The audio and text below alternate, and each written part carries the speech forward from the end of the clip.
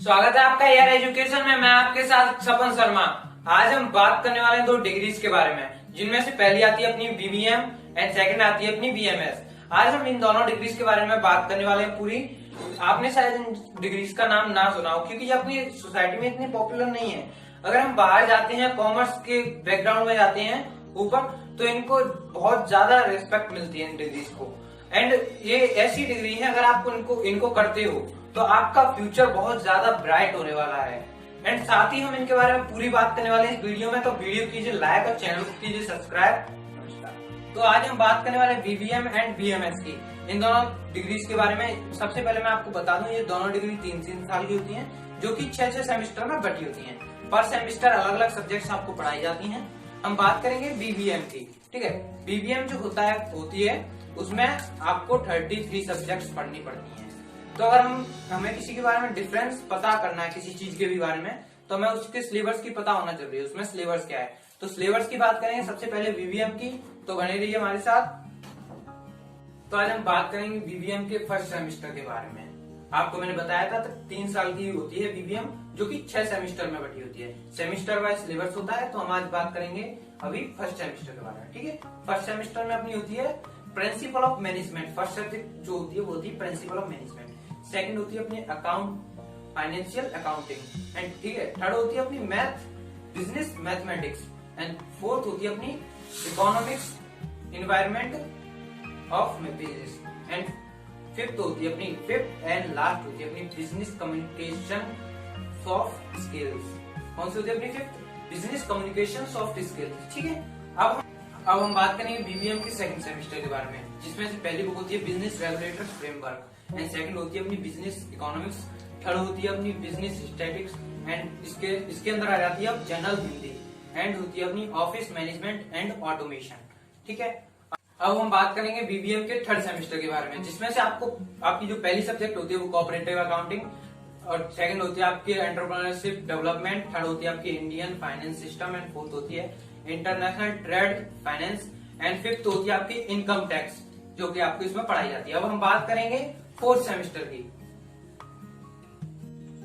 Fourth semester में अपनी first subject होती है कंपेरिजनशिप वाइवा। एंड सेकंड होती है ऑर्गेनाइजेशन बिहेवियर। थर्ड होती है अपनी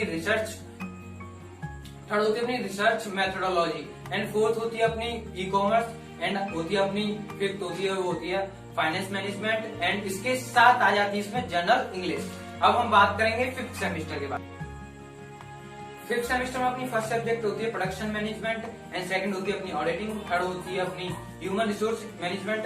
एंड फोर्थ होती है अपनी project management. And last and fifth होती है अपनी अकाउंट फॉर मैनेजर। तो हम बात करेंगे सिक्स सेमेस्टर के बारे में। ठीक है, सिक्स सेमेस्टर में अपनी 6 सब्जेक्ट होती है, उनके बारे में बात करते हैं। Banking law practice in India. ठीक है, company law and security practice, marketing management, और होती है अपनी ऑपरेशन रिसर्च। और अपनी 5th नंबर पर होती है अपनी प्रैक्टिस ऑफ वाइवा। एंड अपनी लास्ट एंड फाइनल सब्जेक्ट होती है एनवायरमेंट स्टडी। ठीक है दोस्तों, तो ये होती है अपनी सब्जेक्ट्स बीबीएम के अंदर। अब हम इसके बाद में बात करेंगे बीएमएस के अंदर कौन कौन सी सब्जेक्ट्स होती हैं। तो बने रहिए हमारे साथ। अब तक अपनी बात की बीबीएम की सब्जेक्ट की, लेकिन अब हम बात करने वाले हैं बीएमएस की सब्जेक्ट की। तो बने रहिए हमारे साथ। अब हम बात करेंगे बीएमएस के फर्स्ट ईयर की सब्जेक्ट्स के बारे में, जिसमें फर्स्ट नंबर पर आती है अपनी foundation of human skill. Second आती है introduction of finance account. And अपनी थर्ड नंबर पर होती है वो होती है बिजनेस लॉ। एंड इसके बाद में आती है अपनी बिजनेस स्टैटिक्स। और इसके बाद में आती है अपनी बिजनेस कम्युनिकेशन। इसके बाद में आती है अपनी प्रिंसिपल ऑफ मैनेजमेंट। इसके बाद में आती है इंट्रोडक्शन ऑफ कंप्यूटर। इसके बाद में आती है बिजनेस एनवायरनमेंट। और फिर इसके बाद में 9th नंबर पर आती है अपनी लॉ। और इसके बाद 10th नंबर पे जो आती है वो होती है कंप्यूटर एप्लीकेशन इन बिजनेस। इसके बाद में आती है अपनी 11th पोजीशन पे जो सब्जेक्ट है वो है मैनेजर इकोनॉमिक्स।